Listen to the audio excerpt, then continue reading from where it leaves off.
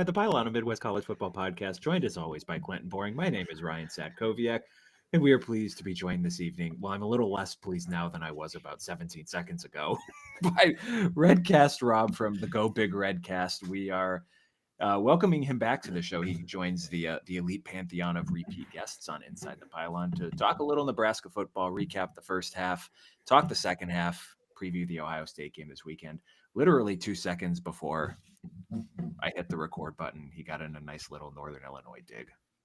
Thank you for that. It Rob. It wasn't on purpose, and I don't know if the word "welcome" is actually the word you wanted to use. Right, you suck, sir. Thank you for joining us. How are you doing this evening? I'm actually a little bit under the weather. I stayed home from work today, which is actually kind of funny because I'm salaried, so there really isn't staying home from work. I just worked from home, I guess would be the best way to put it.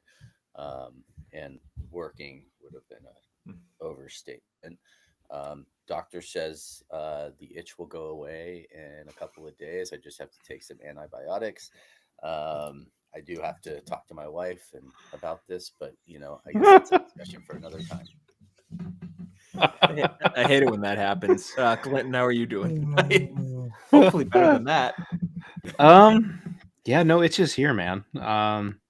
Feeling pretty good. I'm like a little 3-year-old. In all fairness, I just have like a cough. That's all. Really. Excuse me. I feel like a little 3-year-old. I took down my chocolate milk before the show tonight, so my bedtime snack is all done, and I'm ready to talk some Huskers football, man, and dive in with Rob here and see what we can make of this season so far.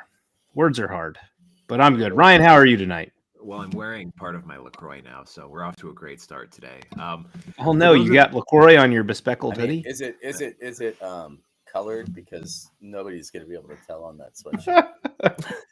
No, it's just it's part of the pattern. It's part of the aroma. That's the smell.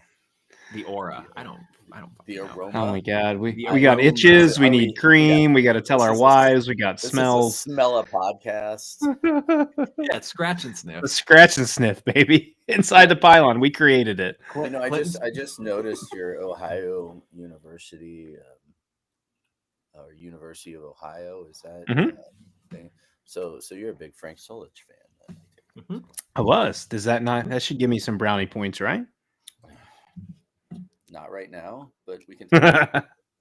I was very sad when Solich retired from OU. I'm not gonna lie. Off the top of my head, I don't know the newest coach's name, but Tim Albin. I was just reading his stat by Sidelines Bobcats about how many players we lost because we just got beat by our rivals Miami this past weekend, which again is Miami, back-to-back Ohio, years. Just to be clear, for those out there who don't pay they're a attention. bunch of preppy dicks. Anyways, we lost to them.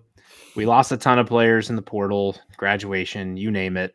One of the hottest quarterbacks in the college football, who is now without a thumbnail, left the Bobcats, and we could have been going for a MAC title. Instead, we're having a solid season. Well, but here we are. Be worse. You could be a Browns fan.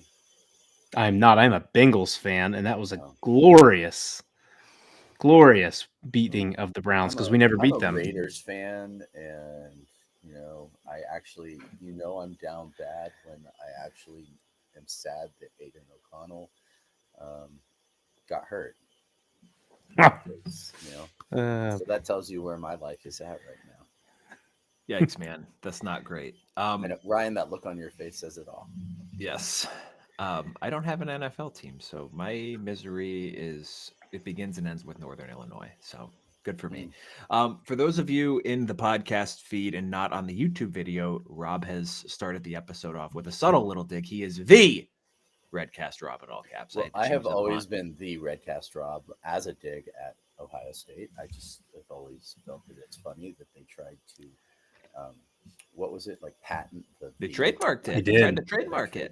And they got rejected. You can't trademark a preposition. I don't think it's a preposition. For some reason, when you're Ohio State, they just think they live above the law and they can do whatever they want, and they got shut down pretty hard.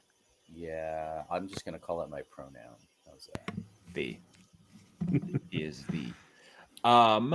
So we formulated this episode idea a week ago prior to the game last weekend, and I'm just gonna give you the floor, Rob, to talk through your emotions on that one.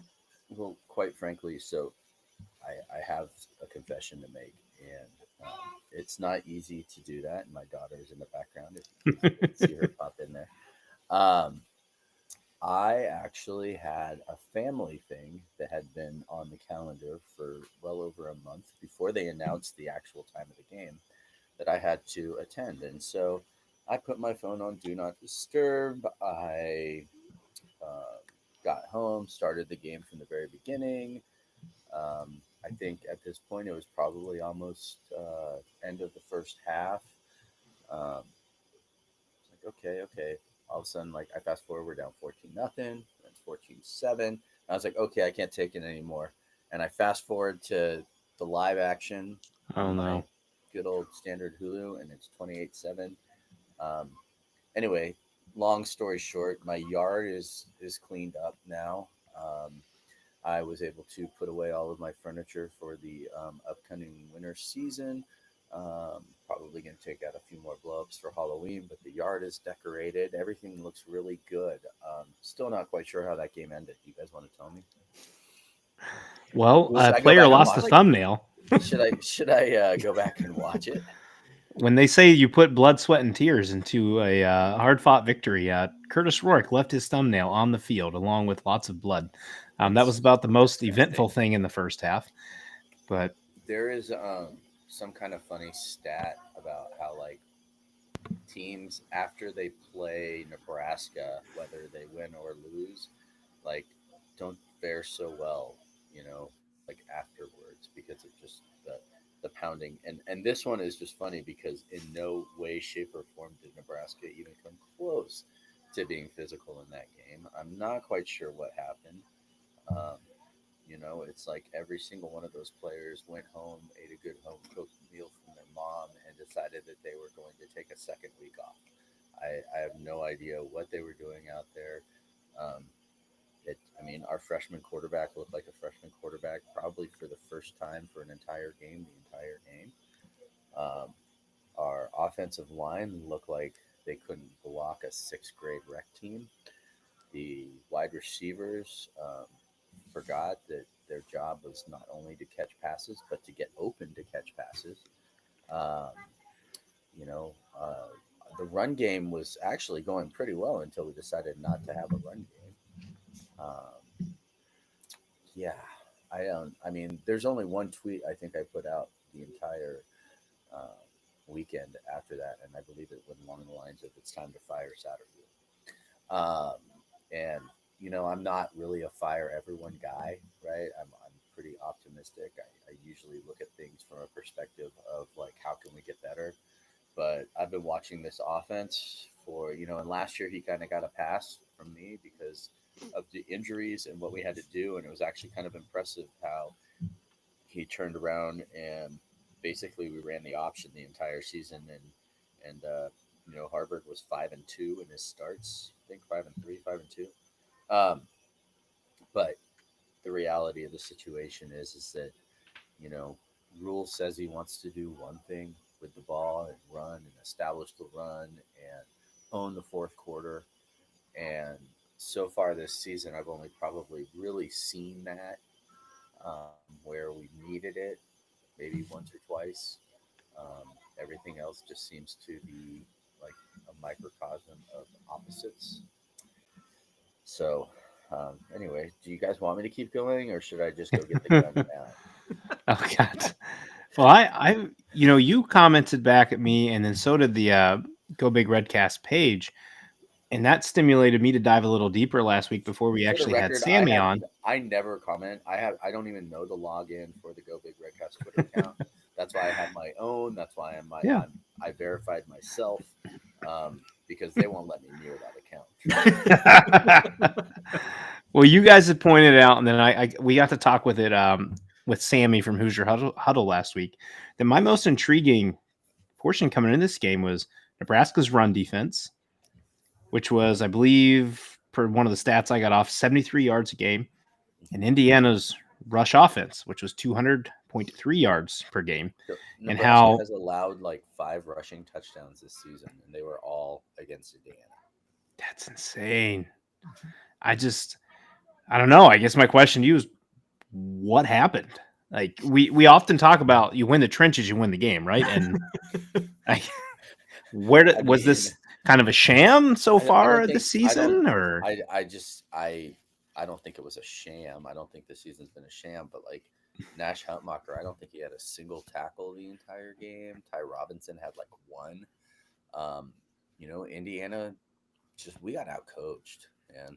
Like I that's the only way to put it. We got outcoached, and I mean, they did everything on their offense to move the ball away from where we are our strongest.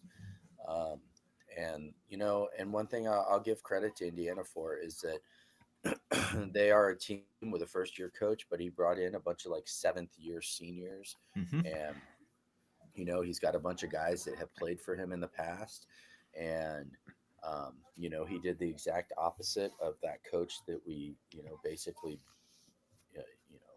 ran out of the stadium in Lincoln a few weeks back, and where he brought in a bunch of his own players, and they all just believe, but these are like grown men. You know what I mean? Like a lot of guys go to college for 7 years. We call them doctors, but I mean, still, you know what I mean? It's like these guys are just football players who aren't quite good enough to be pros apparently, but are good enough to dominate, majority like sophomore and junior, like true sophomore, true junior Nebraska players.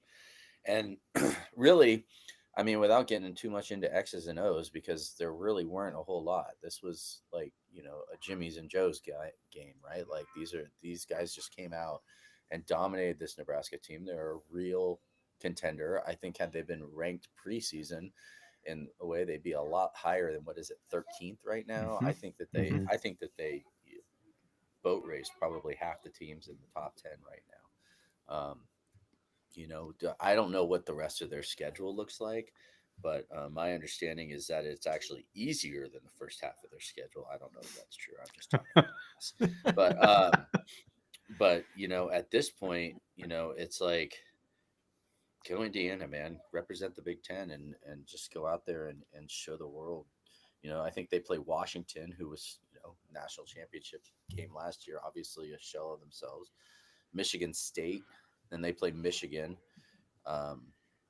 They play Ohio State. Is that right? And Purdue. So really the only big challenge that they have if they stay focused is going to be the Ohio State game. And that could realistically at that point be a battle of 2 top 10 teams. Yeah. Right. That would be Ohio State's then 3rd top 10 battle of the season. That would be pretty impressive for one team to have. Lord knows they might hopefully not go 0-3 in those, but I don't know what Columbus would feel like if that happened. I think hellfire would be raining down from every single corner. It would be rough, man. Oh yes, I forgot that the Oregon game was the one that I think that you guys lost. Stubbed their toe on big time. They forgot how to play defense. That's a really good way to put it. Was that an actual Big Ten game, or was that on the schedule before the season? So this was, I believe, just a Big Ten game. A few years ago, they were supposed to play home and home. 12, right? Where the Big 12 actually had some games scheduled with the Pac-12, and just leave it. Just leave it on there. There are Big 12 games that are don't count. Big 12 games because they were. I can't even finish my sentence. Yeah. No, that one was added once they joined. They were supposed to have a home and home a past few years ago. COVID was the first one. And then my wife and I were actually supposed to go. We hadn't bought tickets, but we'd planned to go. Then COVID ruined that. And then they kept the one in 2021 where Kerry Coombs couldn't coach defense, and Oregon ran the same play inside the 15-yard line. I think however many times they scored. And he couldn't figure it out. He still couldn't figure it out to this day. So, yes, I remember that game very vividly. Try to erase the most recent Oregon games from my memory. Yeah, well, at least it was just a 1-score loss. Now you know how we feel. Yeah. We did talk about a few weeks ago, though. You guys had the Rutgers 1-score win. You got it. Yeah, got but rid of it. that felt like an 8-score win, quite frankly. I mean, even though the scores were 14-7, it actually felt like more than that. Like we dominated the game, Mhm. kind of like the same as the Colorado game, right? We win Mhm. 28-10, but like it felt like we won that game 52-0. Like Mhm. um, garbage time, and that's what blows my mind. And I was on the field. I had press passes for the Northern Iowa game and for the UTEP game, and I was right there among the action, and you could feel it was different. You knew it was different. You could just see it was different. And like all this buildup that I had, okay, we lost to Illinois, but we lost to Illinois in overtime, and it was, and it was an intense game, and we were in the moment, and we probably should have won the game. I think we had a touchdown called back. Like, I mean, there was, on a bogus call, but Big Ten refs. Um, and then this week just took the air out of it. I mean, I'm telling you, man, I've got like 4 friends on suicide watch right now. Like, I mean, it is like, again, no, suicide's not a joke, but I mean, it's bad. Like I have not seen even through the frost years, I have not seen some of my friends down this bad after a loss like that. So I'm really glad that you guys asked me to come on again on a Monday right after that show, right before we head into the horseshoe this weekend to play the Ohio State University. Um, yeah, and I'm sure you're going to want to preview that game, and that's going to be super joyful for me. Well, this is a good kind of segue to a question I wanted to ask you, and it's how do you kind of compartmentalize, the first half being, 5-1, the one loss you touched on being a game that, I mean, could have gone either way. I mean, Nebraska literally had a chance to win the game with a field goal before overtime. Compared it up to what we just saw, because I think one could make the argument that like the reason that people are feeling so crappy about this game is because of the hope that was built up through going through that 5-1 start. Well, quite frankly, I'll be over it by Tuesday or Wednesday. If I wasn't sick today, I probably would have been over it today. But it doesn't help. I'm loaded up on Dayquil and whatever other medication my doctor gave to me earlier. So I'll be over it. I'll be a goldfish by Wednesday. But I mean, I still have hope for the season. I actually looked at my schedule coming up here. I will tell you this is that I was looking for flights. I don't even know how you get to Columbus, just for the record. So like I had to find out like best like Google best ways to get to Columbus by air, like what airport do I fly into, etc. Because I was thinking about like seeing if I could get like media passes for that game, right? Like up until last week. So I think up until Saturday, about once I fast forwarded the game to the live action and realized I'm not going there. Are you Yeah, guys sending so anyone to the game from the from the Redcast? Redcast, no, I'm generally Okay. me and then Abby, who has been joining us this season and talking about women's sports, and she's also been joining us on episodes of the Redcast all year so far. We're the only ones that have ever really done media passes. I got them one time a while back, um, and you guys will find this hilarious. And I got 2 passes. 2 of the members attended the game as media members because I went to the game with my wife. Um, that was the Georgia Southern game. So, yes. Um, Oh, so Oh far boy. Oh boy. with me having media passes on the field, we are 3-0. Rutgers, okay. UTEP, and Northern Iowa.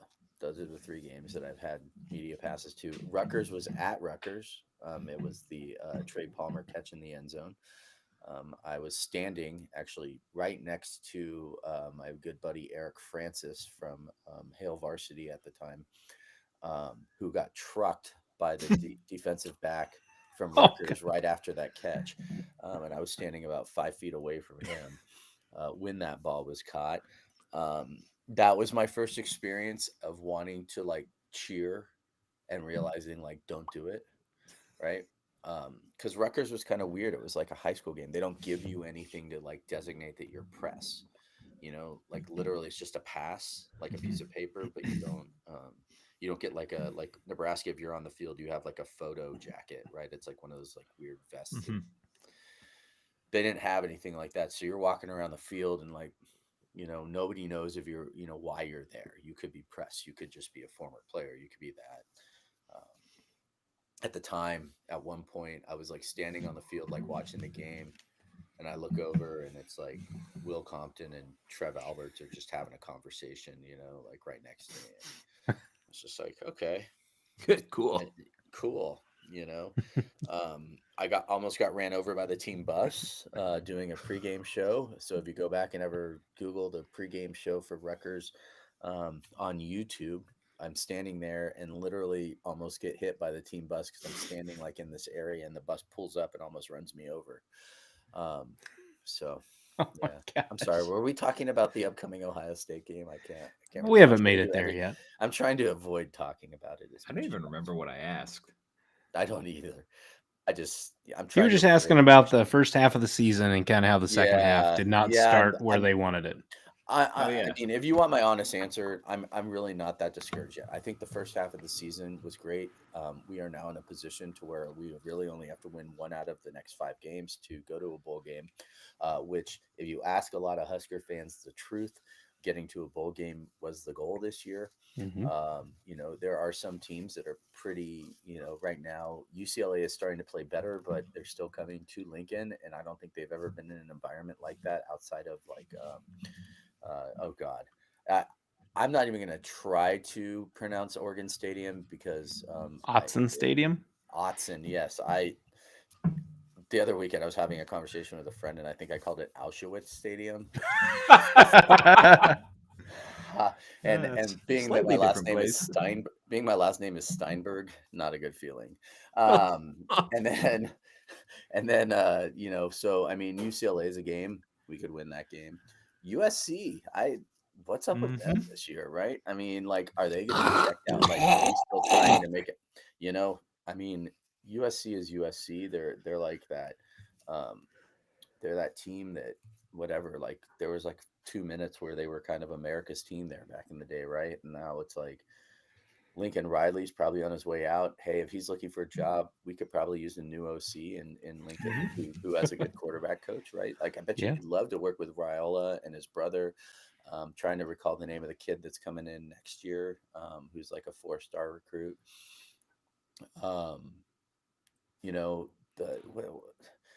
Who else?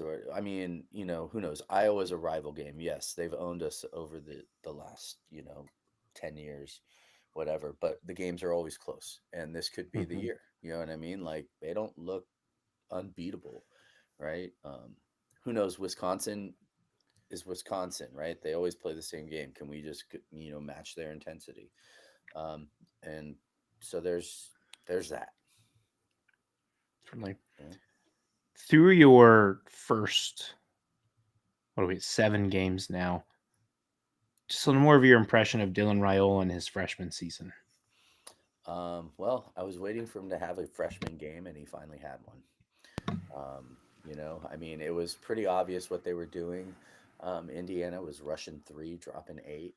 I mean, basically, yeah. I mean, his completion rate in zone was incredible.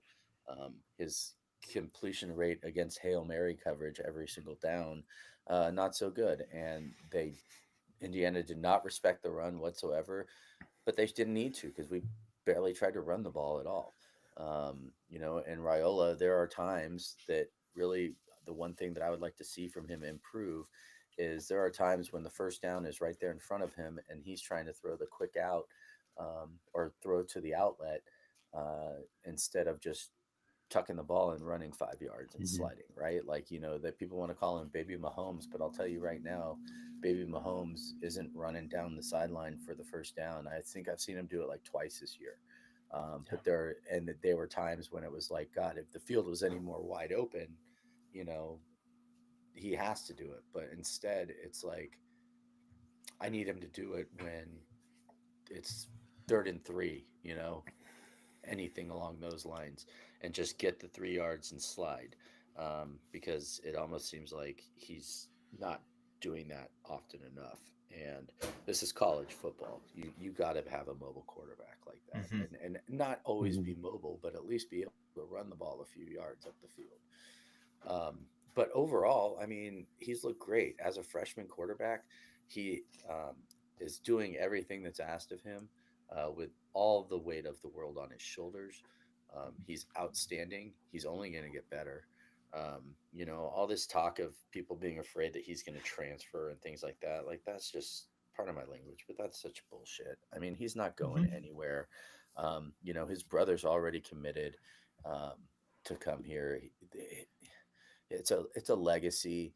I think, I believe him when he says that, he wants to be a part of this, and because of his dad's legacy, his uncle's legacy, everything, right? So, I mean, let's just let him, let's see it through, right? I mean, he is only a freshman.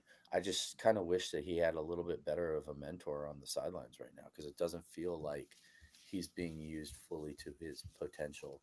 And I think that we need to start relying a little bit less on him and a little bit more on his ability to, like, read the field, see the game, you know, check into run plays as often as you can. Because I'm getting really tired of, like, passing to establish the run instead of running Mhm. to establish the pass. Absolutely. Was Yeah, that and a you good meant enough answer there? no, yeah, That was very that was detailed, and that's like because you mentioned the pressure too, because it's one thing if you're talking about the kid of like royal family, right? The Rayolas Yeah. in Nebraska. It's another thing if you're talking about 5-star freshman quarterback coming in, but we're morphing both of those into one package here. So like that hype, I mean, coming into the season was already in overdrive. I can't even imagine the pressure that was around him, and we've been talking about this over the last couple of weeks regarding him. It's just so atypical for a 5-star freshman to come in and be dominant from day one. Like Yeah. everyone Well, he looks was at Trevor playing. Lawrence and is He's been playing so well all season. yeah, This was his right. one hiccup. Like, I get Mhm. it, and I don't put any of that on him. It was his. I do it on the play calling. I do it on the game preparation. I put it on the coaching. Um, it's 100% on the people surrounding him, not on him whatsoever. Mhm. They did not set him up for success, and then once he started to fail, they just continued to try and, like, force the issue, right? And Dig they didn't do deeper. anything to slow the game down. You can't just keep passing the ball, keep passing the ball, keep passing the ball, because all you're doing is stopping the clock. Especially when they're moving the ball down the field the way they were. We weren't doing anything to help it. How and maybe this kind of dovetails into the next question here. How do you think if you were the guy making $7 million a year to run this Nebraska team, how would you go about taking kind of remorphing the offense here to, not like necessarily take pressure off of him, but take some off his plate, get guys around him contributing more, so it's not him having to shoulder the entire load. Well, there is a guy that backs him up that was, what, 5-2, 5-3 last year. I can't his record off the top of my head. So many fives, threes, twos, ones, whatever. He was a winner last year, at least with the team, right? Like every game we won, he was the quarterback. And one of the things that Heinrich Harburg brings to the team is that run option ability, right? And there was one play that they did right down there at like near the goal line with him, which, you know, it was, I didn't even realize they had subbed him in. But he brings that, like, kind of slippery ability to hold on to the ball, toss it off to a running back. I think that one of the things we have to do is maybe get a little bit back to some of our Nebraska roots and bring in that option, bring in that. I'm not going to use the W word because I'm not a big Wildcat fan. Sorry, Mhm. I don't like it. I don't want to say that we'll be using dual quarterbacks or anything along those lines because I don't want to see Harvard throw the ball. But I will say that it needs to be more creative. In the games where we were the most successful in offense, excuse me for a second. In the games where we were most successful in offense, you can see the motion in the backfield before the plays. You can see, like, Ja'Cory Barney, doing some crazy run. Then all of a sudden, like, he's got the ball. immediately after the ball is hiked, right as he's crossing across the field, or it's setting up a play where the whole defense is looking left and we throw like a screen out to the right and go for yardage. So I mean, we just need to continue that creativity, and there was none of that in the Indiana game. It just kind of felt like we were hiking the ball, throwing the ball, getting back to the line, hiking the ball, throwing the ball, getting back to the line, and there was no creativity whatsoever.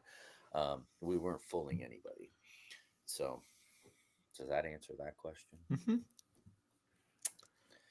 Yes. You're making me int- really sad right now, and I just want you to know I'm generally a very optimistic person. All right. Well, how about a positive question then?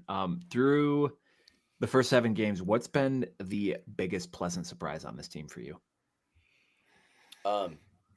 Right. I mean, we've been already there. The most pleasant surprise is that we're 5-2. We have 5 wins already on the year. We're only 1 win away from making the bowl game.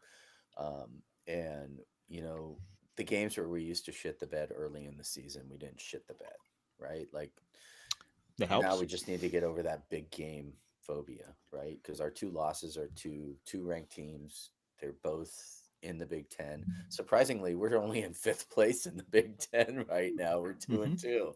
I mean, so there's a positive for you, right? I mean, it's there are teams that are a lot worse than us in this huge conference that we exist in. So, yeah, I'll say that's the positive right there. Let's I'm flip not it. gonna go. What? I'm not gonna go down. I'm going 1 game at a time. Win next week. Yeah. We can win every game until we don't. Um, I can't wait till you get to the score prediction part of this show because I get. You guys are 4-point favorites somewhere, give or take, depending on the sports book you look at. Can you? Are you in Ohio as well, Ryan? I'm in Michigan. You're in mid. Oh yeah. And you're in Ohio though, right? I'm in Columbus.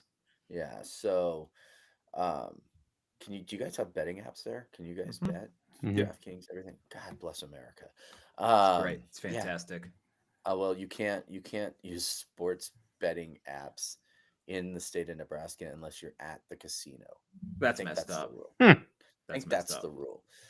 Here in Colorado, we have Vegas style betting. So like we don't even have like the like on none of the Native American reservations, none of that stuff. Like I think there are a few of those that exist, but like we have like a place called Black Hawk. I have to say that word make sure I enunciate very deliberate. very deliberate up there. But they are Vegas style casinos owned by the Vegas casinos themselves up there. And you can pretty much bet on anything you want to around here. So it's Nice. cool. Yeah.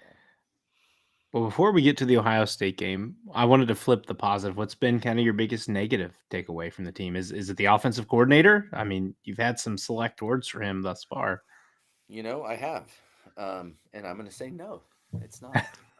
Special teams. It's like, I don't know what the hell is wrong in the state of Nebraska that just makes kickers and punters and everybody else. While our punter was like the offensive or was like the player of the week in the Big Ten just a couple weeks back, that's like if punting is the like best attribute of your special teams, there's a problem, especially after they got 2 punts blocked.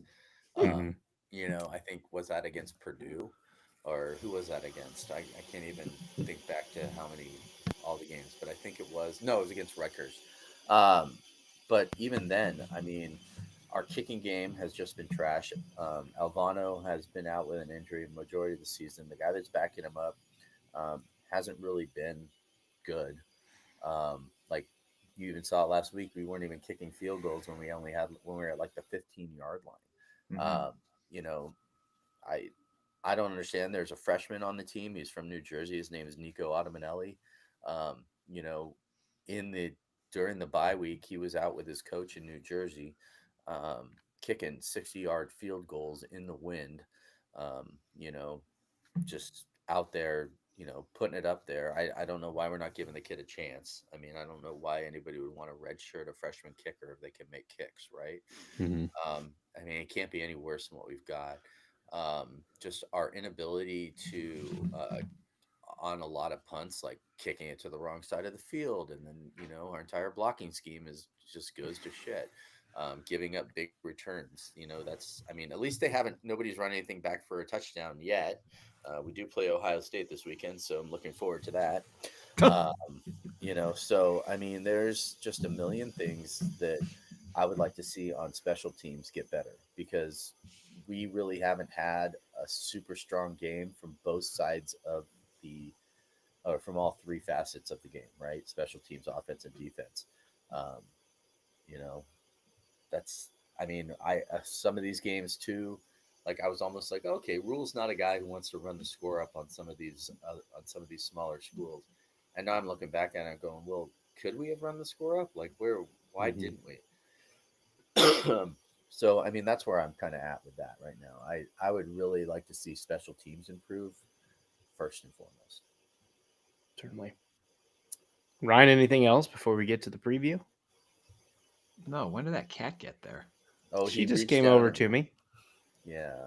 She was rubbing on my leg, so she wanted to make her first ever appearance. Her name is Pepper. Oh, well, hello, Pepper. Yep. She was my wife's cat before we met, so she's still hanging out with us. Well, that's so. Good. This is her first ever appearance on Inside the Pylon. Well, I don't know if she's thrilled about it, but she did it. I have 4 children, and that is my phone cover, and that is Creamsicle Tom Osborne, Naughty Art Steinberg. I love it. Yes, and that is actually the name written on the thing at the vet. The vet gave him the nickname Creamy Tea. He has a street name, but he's very. I love it. Yes, look how handsome he is. It's awesome. Yes. No, well, Rob, talk about the game this weekend. Oh, you guys still want to talk football, don't you? I'm sure really. Yeah, absolutely. He's deflecting. Let's just start with a very easy one. How confident are you that Nebraska can keep this game within 10 points? Dude, we are the one-score team. I'm 100% confident we can keep it within a score. Ryan can't see you because he's looking down. Yeah. I don't know. We are 24-point underdogs, depending on where you're looking at it. I don't know. It's like I'm the kind of fan where I'm like, yeah, I wouldn't be surprised if somehow we managed to keep this a one-score game and play it until the end. And then I keep thinking back to the Indiana game, and I'm having night terrors. So, there's, how confident am I? That's not a fair question, because I'm Redcast Rob. I drink the Kool-Aid every day. And I don't know if I want to put anything like that on tape at this point. I'm confident that I believe in this team enough to where they can stay in the game the whole time. How's that? I think that's feasible. Absolutely. You're never as bad as you are on your worst day. And I feel relatively confident in saying what we saw last weekend was Nebraska's worst day. It was, jeez. I'm trying to think of the last time I felt like that. And I think it was when I think you guys brought it up last time. It was the Wisconsin game. The Big Ten Championship. Yeah. So I think that was the last time I felt this way. Absolutely. Is there, I get that it's kind of like one of those games that you look at and it's like, wow, Ohio State has dudes everywhere. There's not really something that we can exploit. But is there a part of this game from a Nebraska perspective that you kind of going into it hope they visit a little bit more than maybe they did against Indiana? I know you kind of mentioned that they've been getting away from the run game a little bit. Something you want to say more of, or is there an area that you would like to see Nebraska try to work a little bit more in this game? Look, time of possession is going to be huge in this game. And that's what it really will come down to. We're not going to have a shootout with Ohio State. That's just not going to happen. So if Nebraska wants to stay in this game, they're going to have to go out there and run the ball, run the clock, and do whatever they can to scrap and get into it, even if it's just, pass plays that are actually run plays. They're going to have to start. The wide receivers are going to have to start blocking on the outside. we're going to need to see more from our tight ends in the blocking scheme. On defense, I can't sit here and tell myself that our defense is as bad as we saw on Saturday. Um, you know, because and same against Illinois, but it's like until they can prove it against good Big Ten opponents, um, you know, I'm going to have to believe it, right? And so I'm going to need the defense to step up. I'm going to need the offense to control the ball, and at least going into the fourth quarter, be close enough to maybe force a couple turnovers or a turnover or something that you know turns the tide. I think. Outside of Raiola, Mm-hmm. who needs to be the biggest impact player on Nebraska for them to have a chance to compete or win this game? I'm not going to say a player. I'm going to say a squad, and that's going to be the offensive line. Okay. Yeah, that's going to be the most important because they're going to have to be the one to help establish the run. They're going to have to be the ones to keep Raiola clean, and you know, if they're able to do so, then I think it's going to be at least fun to watch. Well, Rob, if you didn't catch the Ohio State Oregon game, Dylan Gabriel's jersey was about as clean as it was fresh out of the washer when Ohio State didn't touch him all night long. So Well, I'm not saying Nebraska's offensive line is Oregon's offensive line or vice versa, yeah, but I was going to say I if think Oregon was probably the only team in the Pac-12 to come over to the Big Ten that was actually has been built for years to compete against Big Ten competition. yeah, If you recall, a few years back, we actually had a home and away with them, and we split it 1-1, right? And that was during the Pelini years, and Oregon was in like the height of their national championship contender, and this might be the best Oregon team though of all of those teams, I think. So you know what? Hey, maybe they're watching that tape and trying to figure out a way to do it. Who knows? absolutely. Well, Ohio State's two defensive ends that are, as Ryan and I keep saying, the former 5 stars, because you have to reference it that way because they haven't done enough in college. They're elite against the run. If Tyleik Williams is on the field, their Ohio State's really hard to run the ball on. Larry Johnson does a ton of rotating the D line, which is fine in a year that this team is obviously hoping to go 17 games, right? Let's say you don't make the Big Ten championship, it's 17 games or whatever. But he also has a tendency to not play the best 4 defensive linemen in key situations, be it third and fourth and shorts, be it inside the 5-10 yard line. So if Nebraska can move the ball on this team or force a turnover and get it down the field and in those spots, Ohio State's gettable there. They don't have the elite pass rush that they were all built to have. Yes, they do well against inferior opponents. But when it comes to big games, and I've seen this team come out after losses before a bye week before, and they look about as flat as hell. Did you just I call think it Nebraska is. a big game? Oh, I do. appreciate It's that. a 5-2 Huskers team who has a very talented quarterback and a defense that I think stepped in a hole last week. I expect the defense to rebound. I was going through, and we'll get to a prediction here soon, but telling people, if Indiana could hang 56 on them, then Ohio State should try to outdo that. I don't know if Ohio State will. And I think it's because I expect a bounce back from Nebraska in this game and a better defensive performance. I don't know how many points you're going to score, but I think you'll score more than 7. When you told me you wanted to be my friend, I didn't realize you were serious about it. It's like the nicest thing anyone said to me all week. I'll bring you a ring pop on the next episode. Oh, that's sweet. Yeah, I mean, everything that you just said and everything that you're looking for from Nebraska is what I could hope happens, right? I mean, because honestly, it couldn't get any worse. I think that was a pretty dark day for that will haunt us forever. That being said, I think these people that are reacting and saying, "Oh, Indiana was able to turn it around in one season," let's pump the brakes a little bit on that, as we like to say on the Redcast, because I think let's see how Indiana is next year when they when they actually have to start like recruiting and bringing kids in and doing it all over. Because I get that all this guy does is win. I mean, wouldn't it be hilarious if like this guy ended up somewhere like Florida State after this year, like 1 year at Indiana and then gone. Yeah. You know, Clinton's trying to get him to Michigan, and I'm not very happy. I think Michigan's going to call for him. I think when Sharon Moore loses to Michigan State this week, and then he gets his doors blown off by Ohio State, I think Michigan's going to want that instant turnaround, and I think they're going to call Signetti's ass. Now, he's 63. The rumor is he's pretty comfortable in Bloomington, and his wife is happy there. So happy wife, happy life. If you can convince her to go up north to Michigan, money talks. Apparently, Indiana is ready to take some of that basketball money and put it to the football program to keep him there. But I think Michigan's one to watch, man. I think Michigan's have one they to even watch. really been spending money on basketball the last few years? Because Yeah, I don't know. Notre Dame's stealing all their recruits now. Yeah. We need to start ponying it up a little bit. Yeah.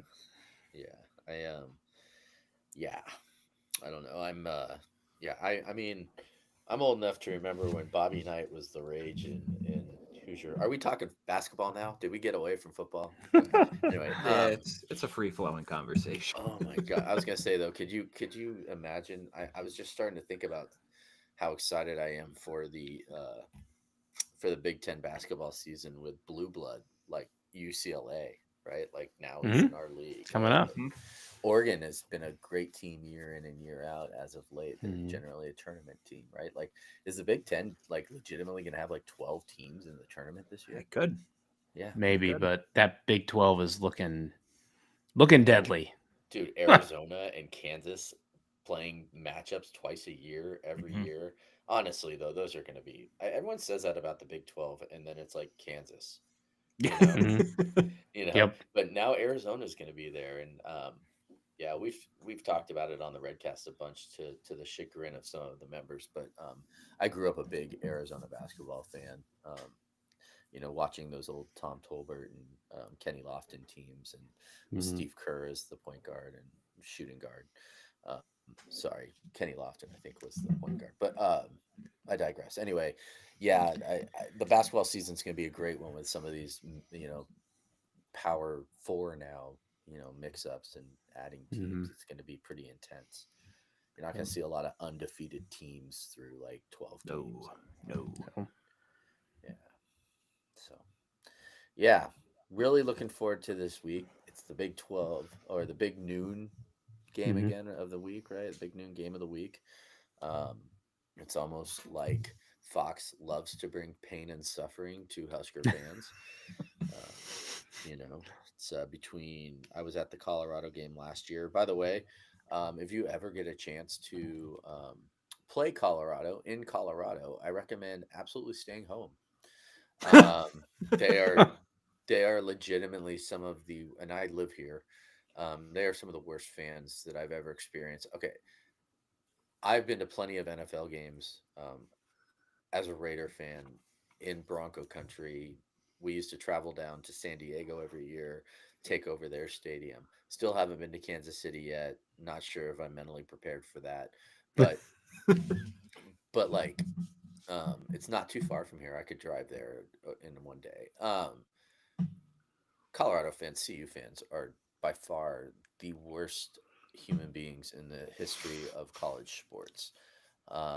We lost the game, and I was walking back towards where my car was parked, about a mile or two away from the stadium, and I'm leaving. And as I'm walking, all of a sudden, like, I just have like beer cans being thrown at me, and we were losing. We had lost. The game was over. And they're like, we're leaving. And they're like, go back to Nebraska. And I'm like, I live in Colorado. I live here. Yeah, like, I live here. Yeah, it's pretty crazy. Yeah, don't ever go. Like, you guys, Michigan fans and Ohio State fans are like two brothers that just like to beat up on each other, right? But like at the end of the day, you guys respect each other. Those guys have no respect for anybody for absolutely no reason whatsoever. They're nobody's big brother. They're, like, I mean, yeah, the all-time series against Nebraska is just, they'll always point to like one game back in like 2001 or something. And it's like, good for you. Like, congratulations on that's like your key moment in the history of your program, and you won a national championship. arguably they didn't really win it. They had 5 downs to do so, but that's a whole different story, and they had to share it. It was a shared national title. So I also did not know that Colorado had fans until 2 years ago. they don't. That caught me off I guard. went There to was a game. I went to a game. I want to say someone invited me down there to go to a game when I first moved out here. What was the coach's son was the quarterback. Uh, Cody Hawkins was the quarterback. Dan Hawkins was the coach. I paid like $10 for the ticket. Like a couple years ago, my boss from my previous job, she has season tickets, and like she couldn't give them away. You know what I mean? Like could not give them away. Yeah. Yeah, they got sometime after they hired Dion, they got message board genius, and I'm like, huh, didn't know Colorado had a message board. Yeah.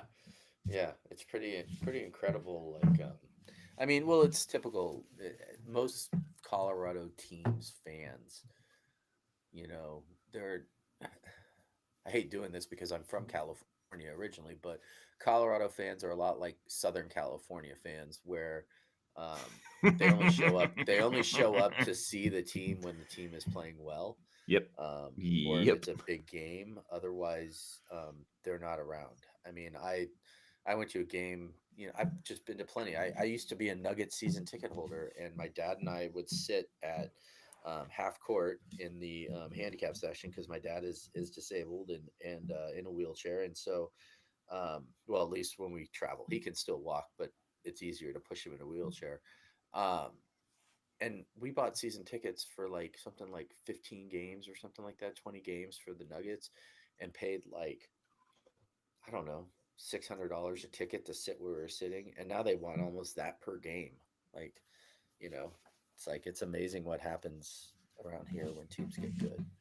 So, am I done with my trash talking segment? I think I am. I'm sure you have plenty of clips to throw up there in the world for me. Listen, I'm always down for some Southern Cal sports fan slander. Ryan had been dogging them yesterday and numerous other times on this podcast about their fandom. So I cut a little clip of him today that is circulating between the USC fans now as we speak. You don't know how many LA Kings fans that I started running into after 2013. Well, like, homie, you don't even know what offsides is. What are you talking about? This. I will give credit to USC fans. They play in a very large stadium in Southern California that is hard to get to from a traffic standpoint. All right. I mean, they're never going to have the sellout streak that Nebraska has. But, I mean, it's still, they're fans. I do know quite a few USC fans around the country, and they're pretty loyal. They just don't all go to the game.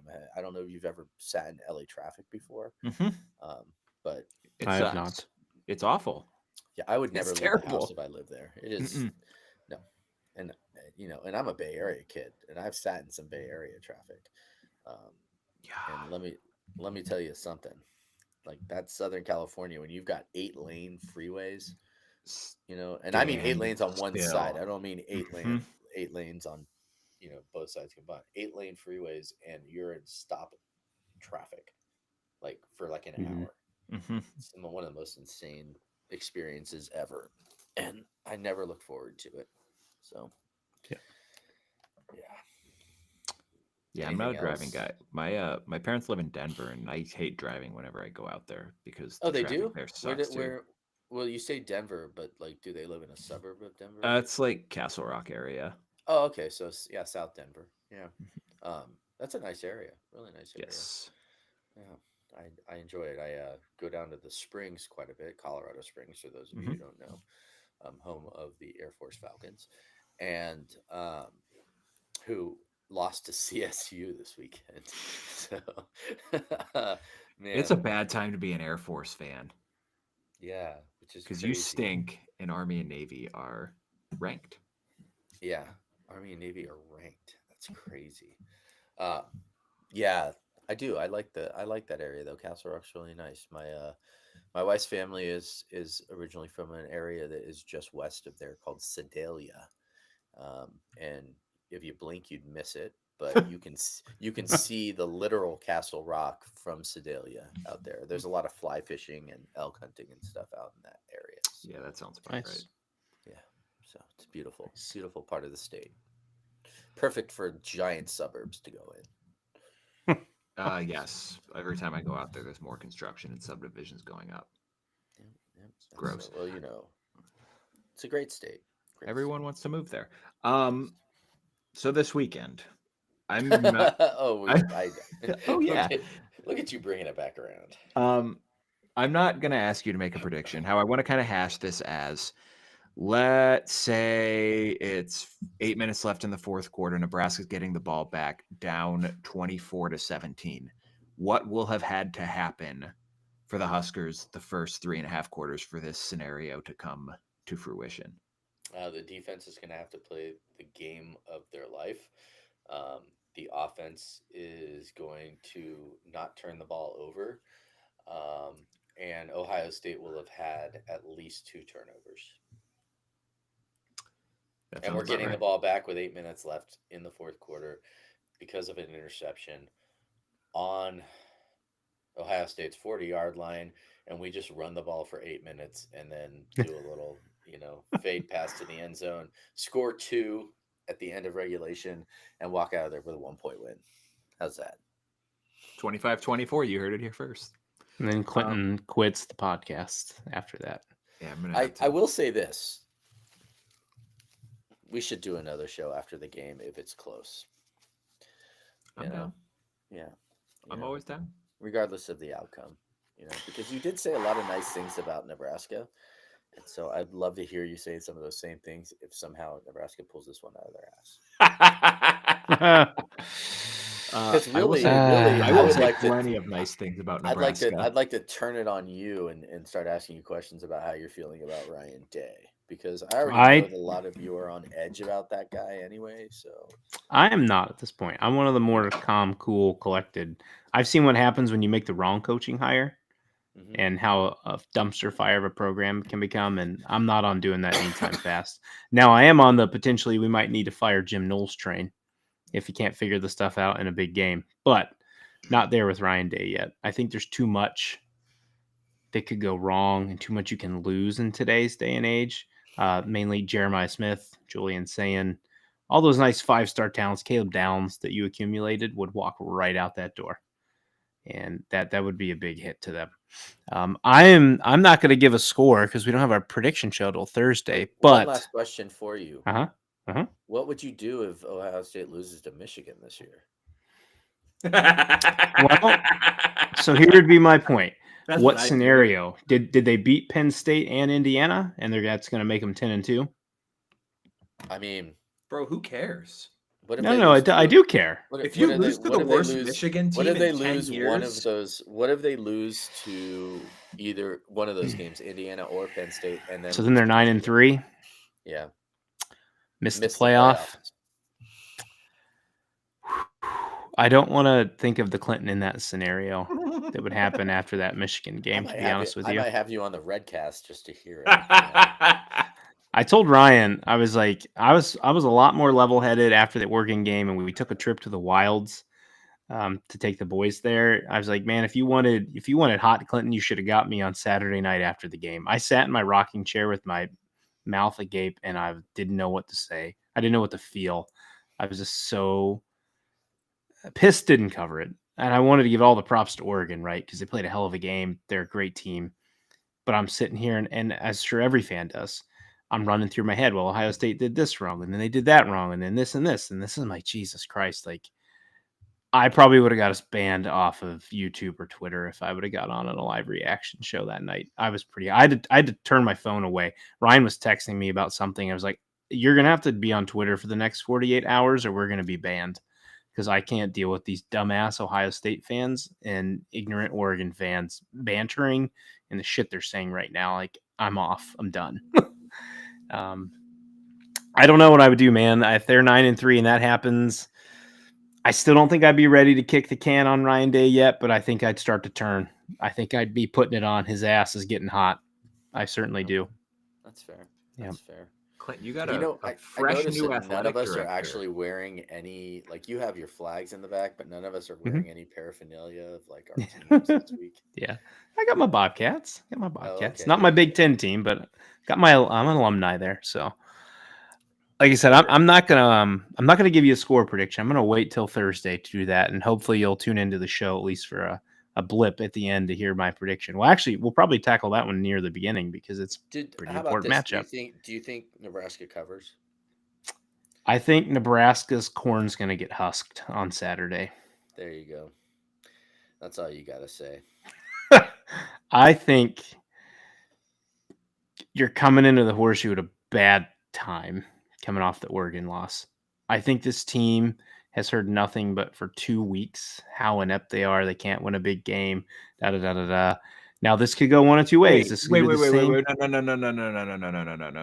No. All they've heard for 2 weeks is, wow, that was a game between the two best teams in the nation. Ryan, I'd follow a lot more Ohio State people than you do. I'm telling you. In the fan base, all they've heard from is we need to fire Ryan Day. Clinton, We need to. I lived in Ohio for 14 years. I know what those people are like. God, you had me so confused too because I forgot you guys had a bye week last week. So that's where I was like, they did not play Oregon last week. Now I actually am. That's 2 weeks ago. I actually watched that game. Yeah. Well, I think what I'm saying is they've stewed on it for 2 weeks, and I like Nebraska. That might have been the game of the year so far. Yeah, I think that game was that was a great game. You should not be upset about that game. No, I wish I went for a different result. Both those teams played their hearts out. Both those teams proved that they should, if it was like a 4-team college playoff at the end of the season, if they continue to win that way, they should still be 1-2. I mean, there is, in my opinion, there is, maybe, I still can't. Is Alabama still in the top 10? I didn't even look. No, they're below Indiana finally. Oh, wow. Okay, there we go. All it took was losing 2 games. Yeah, they're 5-2, same record. Look at that. We got the same record as Alabama. Bingo. That's right. And absolutely. That's why it's a big game. And we still received coaches poll and AP poll votes. How's that? Yeah. I don't understand. Those people that coach should probably be fired, and that AP person should probably be fired. But good on them for believing in us. So. Yeah. I think they're getting on the wrong side of heaven, to quote what is that, Five Finger Death Punch right now. I think this is not the team they want to roll into. In the history of metal bands. That's the first thing that came to my head. Sorry. Oh, I think it could get ugly. I like Nebraska a ton. I think you guys are getting to a bowl game. I think after this week, I think you're going to beat USC. I think you're going to beat UCLA. I think Iowa and Wisconsin are toss-ups to this point, depending on which team shows up, but definitely going to a bowl game. I've tuned into way more Nebraska football this year than I ever have. Part of that is you entertaining us. Part of that is Dylan Raiola. I'm excited for this team's future, but I think Saturday might be another bloodbath. Okay. Ryan, I fully expect you, if they lose this game this weekend, to cut that and play it over and over again for me on Twitter. You can send me the clip. I'll put it on every single Husker Facebook page because we still use Facebook. I just for the comments. Sometimes I have admin rights to our Facebook page, and sometimes I'll flip over there just to see the comments, and I'm like that Homer Simpson me where I'm like do do do do do. Like just walking right out. Yeah, sorry for the butt shot there. Yeah, but it was hey, but I work out. But the yeah, I that would just be fun to just absolutely. Hey, whatever helps us grow the show, I don't care. Actually send me that clip anyway, because who knows, maybe I can put you guys' message board. What do they call it? Bulletin board material for the team. I'll yes, let's turn Clinton into a meme. Do it. So send it to me. Let's turn Clinton into a meme. All right, I'm down for this. Fine. I'm down. Ryan, I'll put that on you to work on that. All right, I'm gonna have to turn I'm gonna have to log out of our Twitter account then, or else my phone's gonna explode. I don't want any part of that. Well, cool, man. That's all we have for you. We appreciate you. It's all right. Don't worry. There'll be plenty of Husker fans who agree with him. He speaks no lies. Honestly, everyone always asks, it's like my favorite question on Twitter, who is Nebraska's favorite or biggest rival? And it's like their fans. Yeah. I mean, it's literally like, oh my God. Yeah. Our fans are the best, but we are the worst to each other. Right. Mhm. You talk trash about us, we'll come at you. But like, you should hear what we say to each other. It's insane. Yeah. I feel that. I wish 100%. I could like add you to the Redcast group chat sometime just for you to be a fly on the wall during a game. The emotional roller coaster, crazy. Mhm. Yeah, I get that, man. Well, hopefully a happier outcome for you this weekend. I'm rooting for Nebraska because I would like to see what Clinton is like after that. I think it'd be kind of funny. I'm not gonna lie. Y'all need a little adversity in your lives. Ryan, I'll make you this deal. You think losing to a top 5 team at the end of the year is adversity, brother? Man, you have no idea. I'll make you a deal. Barring, I was was don't think we born have in any the plans, darkness. You merely adopted it. if we, I don't think we have anything late Saturday night to do. If Ohio State loses to Nebraska, we can have a late night reaction show instead of doing one Sunday, Bingo. and you can get my hot takes. My inbox is open for that invite, just so you know. Well, hopefully in this universe, and here's the thing too, is that I am 22 days alcohol free, and I will not be drinking after the game. And well, I did it for like 2 years, a few years back too, and whatever, it is what it is. But I will not even be drinking, so you'll get like raw Redcast Rob like happiness on that one. True. I might be drinking if we lose this game. Oh, and that game's over at 3:30, and we wouldn't be going on till about 10:30, 11. So you guys that game's over at 1 for me.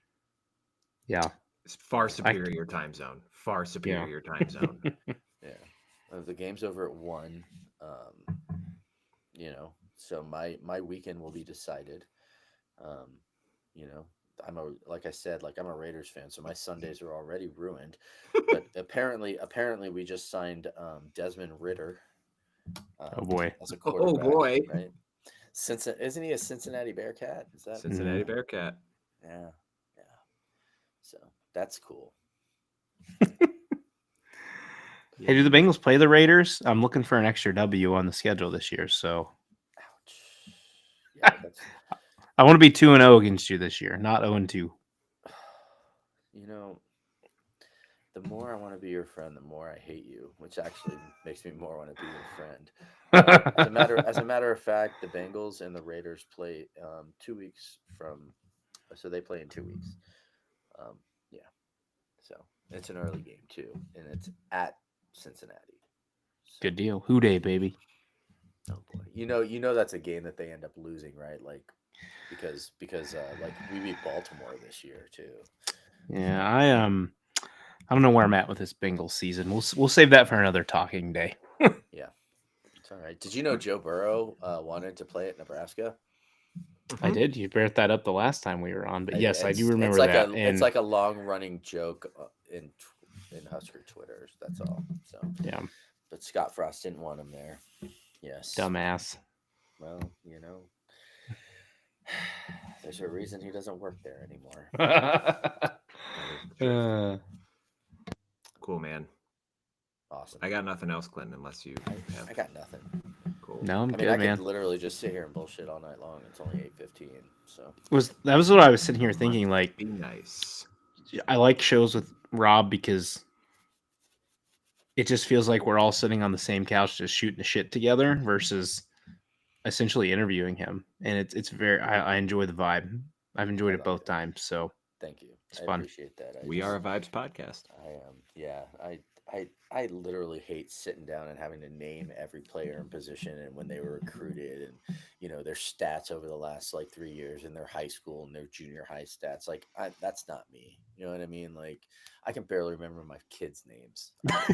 So it's like I just see what we do on the field and know what we need to do better, and I pick up a lot. Credit to Redcast Matt Honky. Matt Rule's doppelganger. He teaches me a bunch just about ins and outs and X's and O's.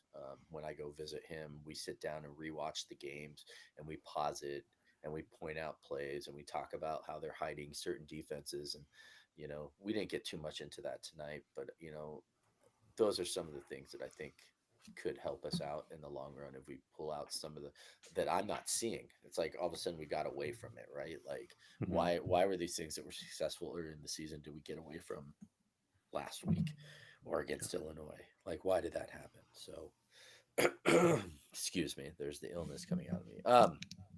So go Big Red. Go Go Big We're Reds. still live too. I kind of still live. thought it was over. No, we'll sign off now, guys. We'll be back with you on Thursday for our official Pick'em show. For Rob and Clinton, I am Ryan. We'll see you guys in a couple nights. See you guys.